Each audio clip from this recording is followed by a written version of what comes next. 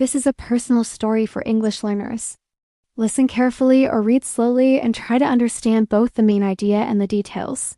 This is a lesson for English learners, and I hope it will help you improve your vocabulary and listening or reading skills while thinking about something real. So, fear. What is fear? Fear is that feeling you get when something is dangerous or unknown. Sometimes it protects you. For example, when you are walking near traffic or when you hear a loud noise. Your body reacts to help you stay safe. That kind of fear is normal and even helpful, but not all fear is like that.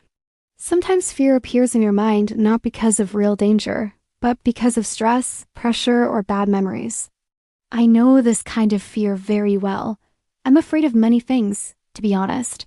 Some are small things like insects or heights. Others are bigger, like fear of failure or fear of disappointing people. I think most people feel these fears at some point.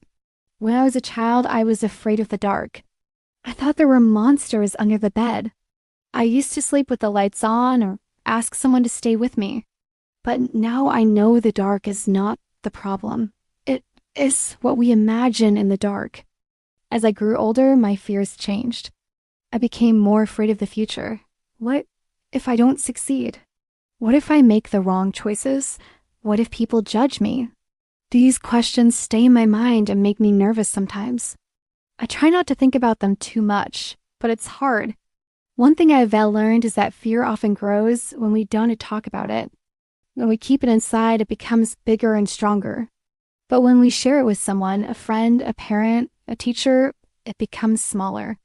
That's why I think it's important to be honest about fear. Everyone feels it. You're not weak if you are afraid. Sometimes fear stops me from doing things I want to do. I want to speak in public, but I get afraid. I want to try new things, but I worry about failing. I know fear is in my way. But I also know the only way to beat fear is to face it, slowly, step by step. There was a time when I had to give a presentation at school. I was so scared. My hands were shaking, my voice was quiet, and I just wanted to run away. But I did it. I wasn't perfect, but I finished it. And after that, I felt proud. That moment taught me that fear doesn't last forever. Once you face it, it becomes weaker.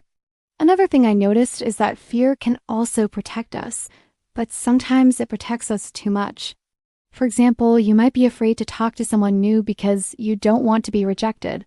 But if you never try, you never grow.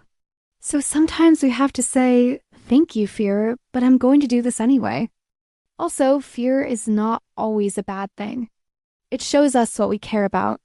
If you are afraid of losing something, it means it's important to you. If you are afraid of failing, it means your goals matter. That's not a bad thing. It's human. Of course, some fears are bigger than others. Some people have panic attacks or strong anxiety. That's different. That kind of fear can be serious, and sometimes people need help from a doctor or therapist. And that's okay. Asking for help is not a weakness. It's a brave thing to do.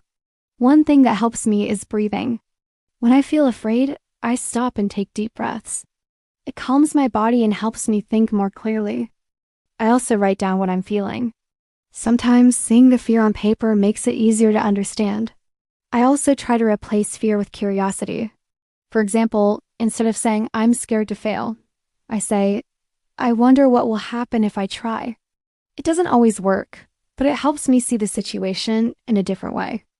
I think we live in a world full of fear. Fear of war, of disease, of climate change, of being alone. We see scary news every day. It's easy to feel small and helpless.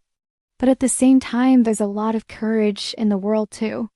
People help each other, fight for what's right, and keep moving forward even when they're afraid. That gives me hope. In the end, I believe fear is part of life. We can't live without it. But we don't have to let it control us. Every time we face our fears, we grow stronger. Even small steps count. Maybe today I speak up in class. Tomorrow I try something new. Slowly, I become more confident. So yes, I still feel fear. I think I always will. But I don't want fear to make decisions for me. I want to make my own choices with fear, not because of it. Thank you for listening to my thoughts. If you are afraid of something right now, just know that you are not alone. Fear is normal, but you are stronger than you think.